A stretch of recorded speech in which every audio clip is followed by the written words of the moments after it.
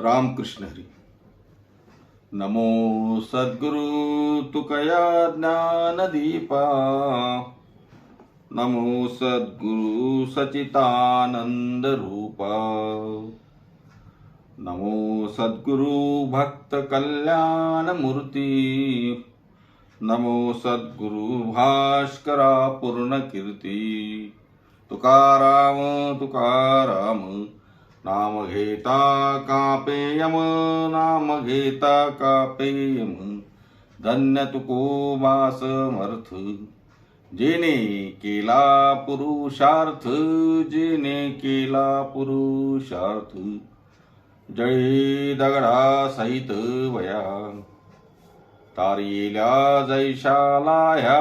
तारियेल्या जैशालाह्या. धन्य तुकोबा समर्थ जेने केला पुरुषार्थ. जेने केला पुरुषार्थ. म्हणे रामेश्वर भट्ट द्विजा. म्हणे रामेश्वर भट्ट द्विजा. तुका विष्णू नाही तुझ्या. तुका विष्णू नाही तुझ्या. धन्य तुकोबा समर्थ. धन्य तुकोबा समर्थ जेने केला पुरुषार्थ. जेने केला पुरुषार्थ. जेने केला पुरुषार्थ. जगद्गुरु श्री संत तुकोबारायांच्या वैकुंठ गमन सोहळा म्हणजे तुकाराम बीजेच्या निमित्त आपण सुरू केलेली धन्य तुकोबा समर्थ ही प्रवचन रूपी मालिका.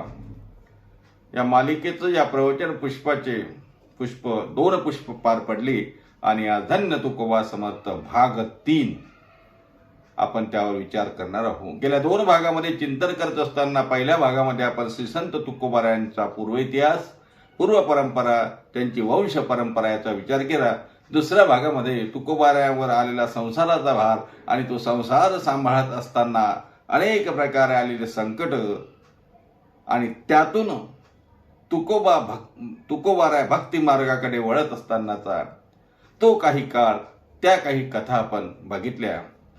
त्याच कथा आता आपण थोडा आणखी पुढच्या कथांकडे त्या ठिकाणी आपण पोचणार आहोत, त्याला स्पर्श करणार आहोत. एकंदरीत काय, तुकोबांच्या जीवना चरित्राला स्पर्श, तुकोबांच्या जीवन चरित्राचा सुगंध दरवळत असताना आपणही त्यात कुठेतरी सहभागी झालं पाहिजे या उद्देशाने आपण धन्य तुकोबा समर्थ ही मालिका सुरू केलेली आहे. आजच्या 3ऱ्या भागामध्ये चिंतन करताना तुकोबारांच्या चरणी विनम्र अभिवादन करून महाराजांच्या चरणी दंडवत घालून चिंतनाला सुरुवात करूया. मागच्या भागामध्ये चिंतन करत असताना तुकोबारायांना संसारामध्ये किती प्रतिकूल परिस्थितीमध्ये जावं लागत होतं. तुकोबांचा अनुकूलतेकडून प्रतिकूलतेकडचा प्रवास आपण बघितला. बऱ्याच प्रकारे संसारातलं दुःख, एवढे श्रीमंत असणारे तुकोबाराय पण गरिबीनं त्या ठिकाणी व्याकुळ होत चाललं. संसारांची दानादान होत चालली. घरादारामध्ये अन्न सुद्धा नव्हतं, अशी परिस्थिती निर्माण झाल्याचं आपल्याला दिसतंय. परंतु तुकोबारायांचं मन त्या ठिकाणी भगवत भजनामध्ये सदैव लागलेलं असायचं, याचाही आपण विचार केला. तुकोबारायांचं खरं पाहता 13व्या वर्षी तुकोबारायांकडे संसाराची सूत्र हातामध्ये आली. बोल्लोबा महाराजांनी म्हणजे तुकोबांच्या वडिलांनी 13व्या वर्षी सर्व व्यवहार तुकोबारायांच्या हाती दिले. त्यानंतर 17व्या वर्षी आई आणि वडील वैकुंठवासी झाले, म्हणजे आई वडील गेलेत, निघून गेलेत. त्यानंतर आई वडील गेले, लगेच आपले मोठ्या भावाची पत्नी म्हणजे सावजी महाराजांची भार्या तीही मरण पावली. दुःखामागून दुःख येत गेले. त्यानंतर 18व्या वर्षी सावजी महाराज सुद्धा तीर्थयात्रेला निघून गेले, पुन्हा वापसच आले नाही. तोही तुकोबारायांना शोक होता. 20व्या वर्ष उजाडलं, दुष्काळ सुरू झाला. अगोदरच गरिबी, म्हणतात ना एकादशीच्या घरी शिवरात्र, तसा प्रकार घडला. अगोदरच गरिबीनं कुटुंब त्या ठिकाणी ग्रस्त असताना गावात दुष्काळ पडला, परिसरात दुष्काळ पडला. गावामध्ये दुष्काळामुळे अनेक कुटुंबाची वाताहत व्हायला लागली. तुकोबांच्या कुटुंबाची तर होणारच, कारण तुकोबांचं संसारामध्ये लक्ष तरी कुठे होतं महाराज. दुष्काळानं द्रव्य गेलं, धन गेलं, दिवाळं निघालं. तुकोबारा वर्णन करतात ना, बरे झाले देवा निघाले दिवाळे, बरे झाले देवा निघाले दिवाळे. तुकोबारा म्हणतात दिवाळं निघालं बरं झालं. लोक अपमान करतात बरं झालं. अहो हे काय बरं होण्याची गोष्ट आहे का? धंदा बसणं बरं होतं का? अहो त्याही पुढे जाऊन सांगू का, 18व्या वर्षी तुकोबांची पहिली पत्नी ही दमा या बिमारीनं मृत्यू पावली, वैकुंठाला गेली. तुकोबारांची पत्नीही वारली महाराज. काय सांगावं, पत्नी वारली दुष्काळामध्ये. असं वर्णन करता, स्त्री एक न करिता मेली, स्त्री एक न करिता मेली. तुकोबारांची पत्नी मेली महाराज. मोठी पत्नी जी तुकोबारांची होती तिचंही निधन झालं. पुढे जाऊन तुकोबारांचा जो ज्येष्ठ पुत्र संतोबा नाव होतं, संतोबांचंही त्या ठिकाणी निधन झालं महाराज. काय सांगावं, एकामागून एक दुःख यायला लागली. तुकोबारा या संसारातल्या दुःखाने तुकोबांना या संसारातून पुन्हा आणखी त्यांच्या संसारापासून दूर होत गेले, विरक्ती वाढत गेली. आणि आता मात्र तुकोबारांचं मन संसारात लागत नव्हतं. तुकोबारा देवाला विचारतात, देवा का रे असं? तुला काय वाटतं, एवढं दुःख दिलेलं तर मी तुझं भजन करणार नाही, तुझं नामस्मरण करणार नाही? तुकाराम महाराज म्हणतात, अरे काय सांगतोय, दुःखाचे डोंगर जरी माझ्यासमोर उभे राहिले तरी तुझा विसर मला पडणार नाही. तुका म्हणे तुझा न पडावा विसर, तुका म्हणे तुझा न पडावा विसर, दुःखाचे डोंगर आले तरी दुःखाचे डोंगर झाले तरी. महाराज हे दुःख काय देवा, हेच दुःख काय, दुःखाचा डोंगर उभा केला तरी मी तुझं नामचिंतन सोडणार नाही. तुकोबांनी मनाला लावून धरलं, बघा मी फक्त आणि फक्त आता देव भेटल्याशिवाय मी शांत बसणार नाही. तुकोबारा भामचंद्र डोंगरावर निघून गेले. भेटी लागी जीवा लागलीशे आस, अशी तुकोबांची परिस्थिती झाली. आणि जोपर्यंत पांडुरंग परमात्म्याचं दर्शन होणार नाही तोपर्यंत अन्न आणि पाण्याचा त्याग तुकोबारांनी केला. आणि भामचंद्र डोंगरावर जाऊन तुकोबारा फक्त आणि फक्त भजन करत होते. विठ्ठल विठ्ठल विठ्ठल विठ्ठल विठ्ठल विठ्ठल विठ्ठल विठ्ठल, एकच नाद एकच छंद, गोविंद गोविंद. काय सांगावं महाराज, भामचंद्र डोंगरावर तुकोबारा त्या ठिकाणी फक्त विठ्ठल नामाच्या गजरामध्ये, नामस्मरणामध्ये तल्लीन. नाठवीची भूक तहान काही, तुका म्हणे जीवा थोर झाले सुख, ना ठेवीची भूक तहान काय. भूक नाही, तहान नाही, काहीच नाही महाराज. तब्बल 7 दिवस तुकोबारा देवाची त्या ठिकाणी नामचिंतन करत बसले, देवाची आराधना करत बसले. देवा तू दर्शन दिल्याशिवाय मी तू जाणारच नाही. तुकोबारा तिथं भामचंद्र डोंगरावर बसलेत ना. आता भामचंद्र डोंगरावर जाता येतं, भंडारा डोंगरावर तर विशेषत्वानं चांगलं जाता येतं, 4 व्हीलर पण आपली जाते. त्यावेळेचा काळ महाराज कसं जात असावं येतं. तुकोबारा जिथे भजन करत होते तिथे पांडुरंग परमात्मा मोठ्या नागाचं रूप घेऊन, कृष्णवर्णी अतिविशाल असं नागाचं रूप घेऊन तुकोबांच्या भोवती फिरायचे. तुकोबा म्हणतात, देवा दर्शन केव्हा देशील? तेव्हा दृष्टांत झाला, वरून आकाशवाणी झाली, अरे तुझ्या भोवती जो फिरतोय ना तो नाग मी आहे, तो साप मी आहे. तुकोबारा म्हणतात, साप?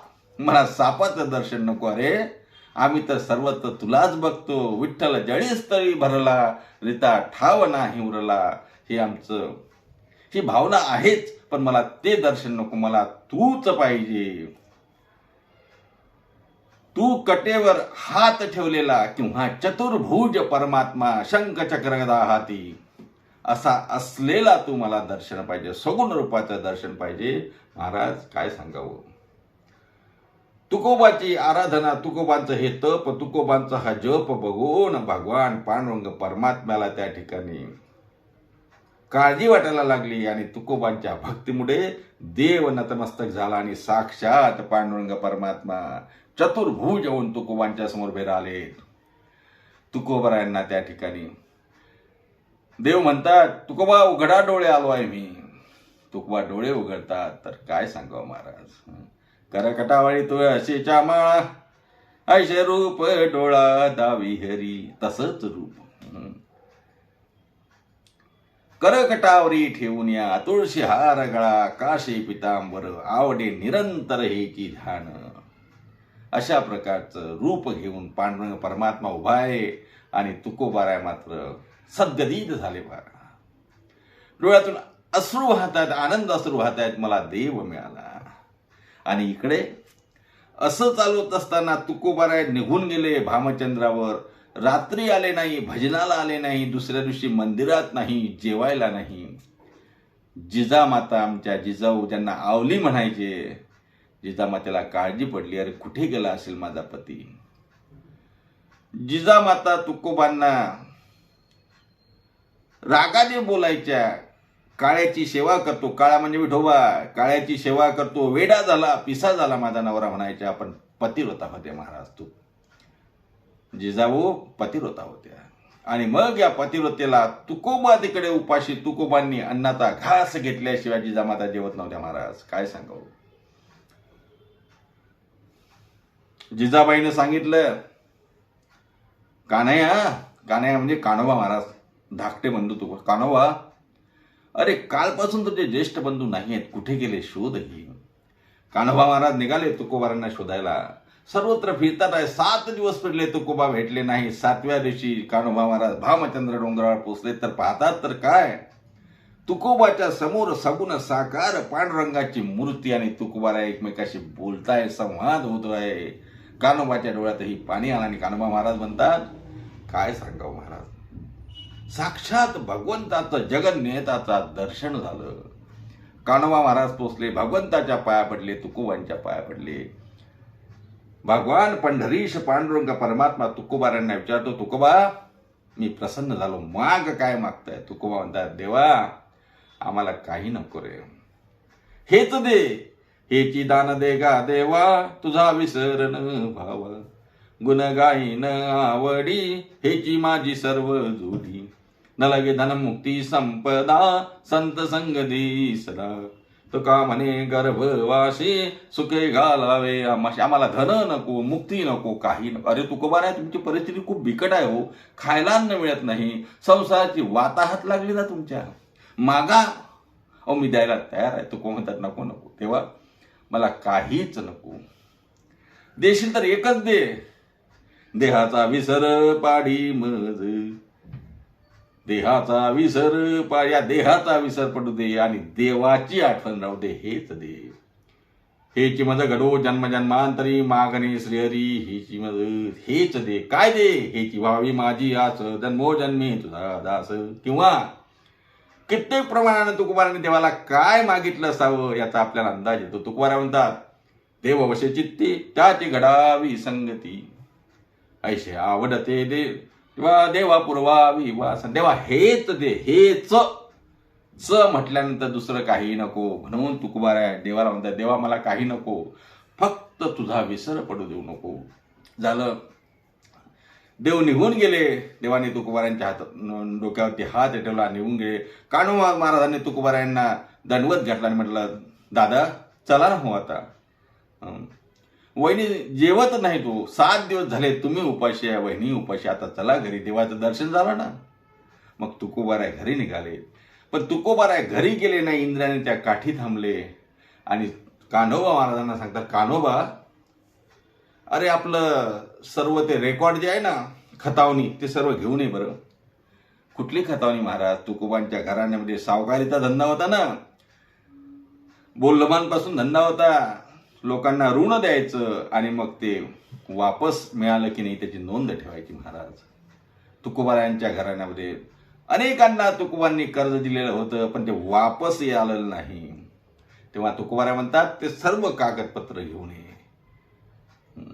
काय लोन अकाउंट आहे ते सर्व घेऊन ये. कान्होबा महाराज म्हणतात, का म्हणे, नाही मला हे आता हे नको, सोने रूप आहे आम्हा मृत्तिके समान, माणिक पाषाण खडे, जसं छत्रपतींना तुकोबाने अभंगामध्ये सांगितलं ना, तसंच मला आता काही नको.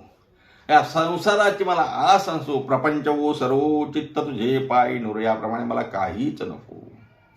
कान्होबा महाराज म्हणतात, दादा तुमचं ठीक आहे हो, तुम्हाला विरक्ती प्राप्त झाली, तुम्ही वैराग्यवान झाला, तुम्हाला आता देव सोडून दुसरं काहीच नाही, पण माझं काय आहे, कोणी सांभाळायचं हे घरदार, बायका लेकरं कोणी सांभाळायचं. मग तुकोबांनी मार्ग काढला, कान्होबा अर्ध तुझ्या बाजूचं तू घे, अर्ध तरी कागद आण. आणि मग कान्होबा महाराजांनी अर्ध सर्व त्या ठिकाणचं अकाउंट म्हणा, काय म्हणा, रेकॉर्ड म्हणा, ते घेऊन आले. कुणाच्या नावानं किती कर्ज होतं तुकोबांनी बघितलं नाही, कागद बघितले नाही. तुकोबांनी म्हटलं ठीक आहे, सर्व कागद घेतले आणि सर्वांना कर्जमुक्त करून सर्व कागद इंद्रायणी मातेमध्ये सांगितलं आणि पुंडलिक वरदेचा त्या ठिकाणी गजर केला महाराज. तुम्हाला सांगू, हिंदुस्थानाच्या इतिहासामध्ये सर्वप्रथम शेतकऱ्यांची कर्जमाफी कुणी केली असेल तर माझ्या तुकोबारायांनी केली महाराज.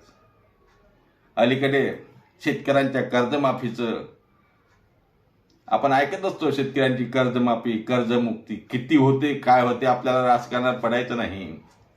पण तू नाव बघितलं नाही, गाव बघितलं नाही, चेहरा बघितला नाही, कोण आहे, जवळचा आहे, दूरचा आहे, वैरी आहे, त्रास देणारा आहे, निंदा करणार आहे, कोणी बघितलं नाही. घेतलं रेकॉर्ड आणि इंद्रायणी पोचलं आणि सांगितलं कर्जमुक्ती. म्हणून सांगतो, या महाराष्ट्रातले संत, या महाराष्ट्रातला पहिला संत असेल ज्याने या शेतकऱ्यांच्या कर्जमुक्तीचं बीजारोपण केलंय. महाराज काय सांगावं, तुकोबांनी सर्व कर्जाचे कागदपत्र इंद्रायणीत टाकले. तुकोबाराय घरी आले. तुकोबा म्हणतात मला घरी यायचं नाही, पण जिजाबाईंनी, आवलींनी त्या ठिकाणी तुकोबांना विनंती केली, तुम्ही असं करू नका, अहो तुम्ही काहीच करू नका, संसारात पडू नका, आम्ही आमच्यासाठी जेवण होतो, तुम्हाला एक भाकरी देतो, पण इथे राहा, घरी येऊ नका, मंदिरात तरी राहा, पण बाहेर जाऊ नका. महाराज तुकोबाराय मंदिरात राहायचे, त्या ठिकाणी तुकोबाराय कीर्तन करायचे, तुकोबाराय भजन करायचे. तुकोबारायांची दिनचर्या चालू, सकाळी काकळा, भजन, नामस्मरण, दिवसभर नामस्मरण, दुसरा धंदाच नाही. महाराज काय सांगावं, गोविंद गोविंद म्हणा लागल्या छंद, मग गोविंद ते काया, एकच धंदा, दिन रजनी हाची धंदा, गोविंदाचे पवाडे, नुसतं देवाचंच नामस्मरण. तुकोबाराय असं इंद्रायणीच्या काठी बसायचे, नामस्मरण करायचे.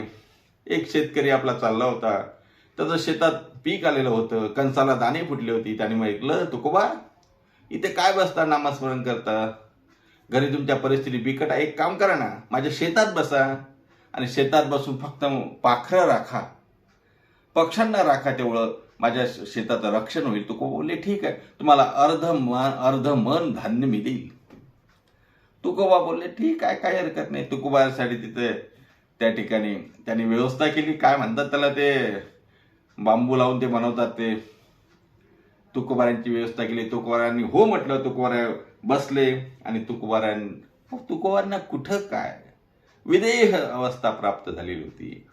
तुकोबाराय शेताचं राखण करायचं, पक्षाचं राखण करायचं, पक्षी यायचे, कणसातले सर्व धान्य पक्षी खायचे आणि निघून जायचे. तुकोबारायची वा वा वा, काय आनंद आहे महाराज, पक्षी येतात, दाणे खाऊन जातात आणि सोबत काहीच नेत नाहीत, येतात, खातात आणि जातात.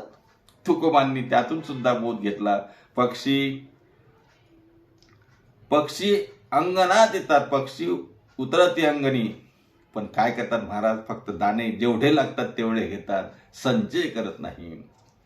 तुकोबाराय म्हणतात वा, शिकण्याजोगा यांच्याकडून. या रे पक्ष्यांनो, या रे पाखरांनो, या, खा आणि जा. परिणाम असा झाला, 1 महिन्याने ज्या वेळेला शेती मालकाला म्हणतो, अरे माझ्या शेतातल्या पिकामध्ये काहीच धान्य नाही, सर्व पक्ष्यांनी खाल्लं. तुकोबारायांना शिवीगाळ करायला लागला. शेवटी गावातल्या पंचांकडे गेले आणि सांगतात की मी याला रखवालदार म्हणून ठेवलं होतं, याने माझं शेत त्या ठिकाणी धुळीस मिळवलं. महाराज तुकोबांना विचारलं, तुकोबाराय म्हणतात हो. तुकोबाराय म्हणतात असं ठरलं होतं का अर्ध मन धान्य? हो ठरलं होतं. मग तुम्ही काय करता? मला यांनी सांगितलं पक्ष्यांना राखा, मी पक्ष्यांना राखलं. अहो पक्ष्यांनी खाल्ल्याने तर पक्षी राखतील, जगतील कसे? शेवटी लोकांनी समजावलं तुकोबा असं नसते. तुकोबांना तर सर्व वृक्षवल्ली आम्हा सोय रे, वनचरी पक्षी सुस्वरे आळवती, सर्वाभूती भगवत भाव असलेले तुकोबाराय, त्यांना कुणी निंदा कुणी वंदा काही फरक पडत नाही. शेवटी असं ठरलं की तुकोबा किती पीक होणार होतं? शेतकरी म्हणतो 2 खंड्या. ठीक आहे, 2 खंड्याची भरपाई तुम्हाला करून द्यावी लागेल. कागदपत्र बनली. तुकोबा हो बोलले. तो निघून गेला आणि पुन्हा 15 दिवसांनी ज्या वेळेला पीक आला महाराज, त्यावेळेला गावकरी जाऊन बघतात. अरे बापरे, काय पीक, काय कणसं, देवाची लीला. 2 खंड्या धान्य जिथे होणार होतं ते 17 खंड्या धान्य झालं. शेतकरी आला शेतकऱ्याला सांगितलं, महाराज घ्या तुमचं धान्य. तुकोबांना म्हणतात ते तुम्ही घेऊन जा, मला फक्त 2 खंड्या घ्या. तुकोबा म्हणतात मला काहीच नको, हे माझं नाही. तुकोबांनी एक दाणाही घेतला नाही. शेवटी ते गावातल्या कुळकर्ण्याकडे, गावातल्या कारभारांकडे ते धान्य जमा झाला महाराज. तुकोबा यांचं वंश परंपरेनं आलेलं भगवंताचं मंदिर, विठोबाचं मंदिर जीर्ण झालं होतं. तुकोबारायांनी मंदिराचा पुनरुद्धार करण्याचं ठरवलं आणि जीर्णोद्धार करण्याचं ठरवलं. तुकोबाने हातात कुदळ घेतली, फावडा घेतली, पाया खोदायला लागले. इकडे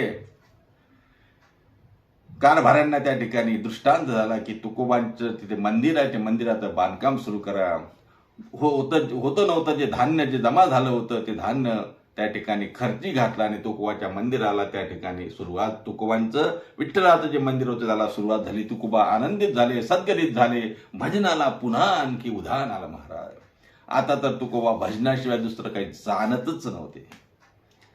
भजन भजन सतत भजन सतत भजन. आता तुकोबांना आणखी सगुण साक्षात्कार झाल्यानंतर सुद्धा देवच पाहिजे, दुसरं काहीच नको.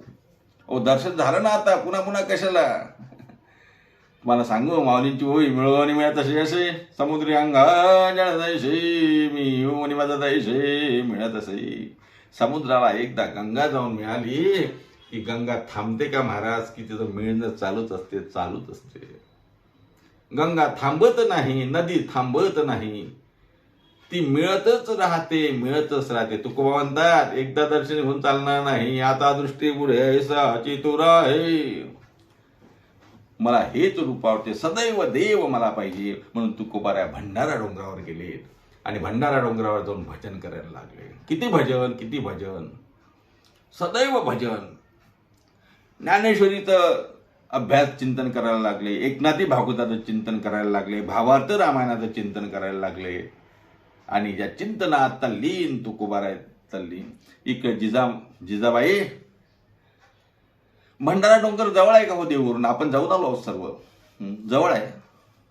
अनवाणी पायानं जिजाबाईने तुकोबांसाठी भाकर घेऊन जावी, भोपळाभर पाणी घेऊन जायचं, रोज जायचं. तुकोबा दिवसभर डोंगरावर भजन, एकांतात, एकांत मिळावा म्हणून. आणि मग एकांतामध्ये तुकोबा भजन करायचे. जिजाबाई आपल्या भाकरी घेऊन जायचे, भोपळ्यावर पाणी घेऊन जायचे आणि नंतर जेवण करायचे. रोजचा देवनक्रम चालू. देवालाही असं वाटलं, अरे जिजाबाईला किती त्रास होत असेल. कारण तुम्हाला मागे मी बोललो होतो, तुकोबा जेवढे जिजाबाईला घाबरायचे त्यापेक्षा जास्त भगवान घाबरायचा. कारण आवलीचा जिजाबाईचा एकदा जर तोंडाचा पट्टा सुरू झाला, ती देवाची अशी तशी काळ्या, माझ्या पतीला तू बिघडवलं, माझ्या पतीला वेडं केलं, त्याचं घरदार तू, खूप बोलायचं. पण पतिव्रता होते महाराज. असंच एक दिवस आता देवालाच वाटलं काय करावं महाराज, रोज जिजाबाईला जावं लागते. एक दिवस अशी जिजाऊ आपल्या निघाल्या, एक भोपळाभर पाणी आणि एक भाकरी घेऊन. वाटेत डोंगरावर तर आता पूर्वीसारखे रस्ते महाराज, पूर्वी रस्ते नव्हते, पायवाटीनं जायचं. जिजामाता निघाल्या, रस्त्यावर कुठेतरी ठेच लागली, काटा रुतला, खाली पडला, भोपळ्यातलं पाणी पडलं, ओढायला लागल्या जिजामाता. अरे बापरे काळ्या, अरे मी माझ्या नवऱ्यासाठी भाकरी घेऊन जातो, इथेही तू थबकला आणि मला त्रास द्यायला निघाला का. माझ्या नवऱ्याचं वाईट केलं, माझं वाईट केलं, तुझा इतिहासच तसा आहे, तू प्रत्येकाचं वाईटच केलं रे. देवाला जिजाबाई बोलायला लागल्या. देवालाच काळजी महाराज काय. पांडुरंग परमात्मा साक्षात उभे राहिले आणि म्हणतात, जिजाबाई काट्या काढून देऊ का. जिजाबाई म्हणते, कोण रे तू. म्हणे मी विठ्ठल. काळ्या तोंड दाखवू नको तुझं. म्हणून देवाचं तोंड जे केलं, जिजाबाईने दुसरीकडे तोंड केलं, तिकडेही देव दिसतात, चहू बाजूनं देव दिसतात. शेवटी जिजाबाई म्हणतात, काय पाहिजे तुला. काही नाही, तुमचा काटा काढून द्यायचा आहे. महाराज, जगाचा पोशिंदा, विश्वाचा जनिता, जगन नायक, जगन पिता, ज्याने हे विश्व निर्माण केले असा भगवान परमात्मा पांडुरंग परमात्मा भक्तराज तुकोबांच्या पत्नीचं पाय आपल्या हातात घेतात.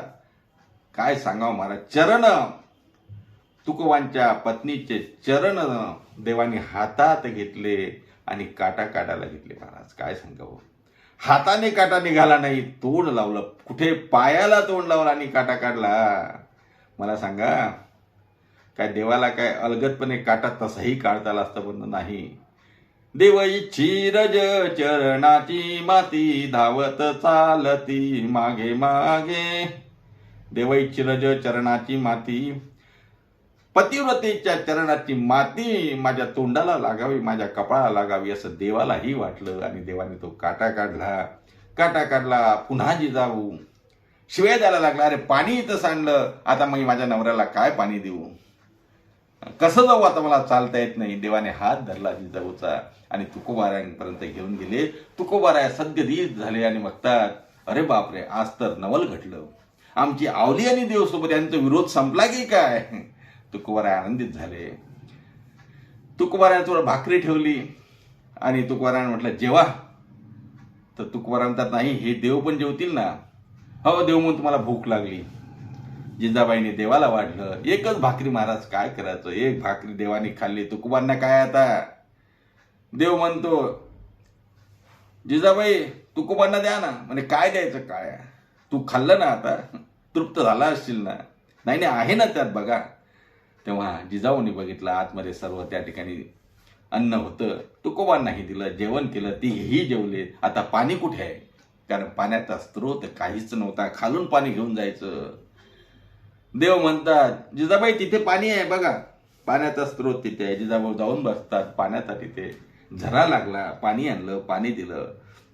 शेवटी देवाने सांगितलं, तुकोबा आता तुम्ही भंडारावर येऊ नका, आता तुम्ही गावातच तुमचं भजन कीर्तन करा बरं, मी सर्वत्र आहे.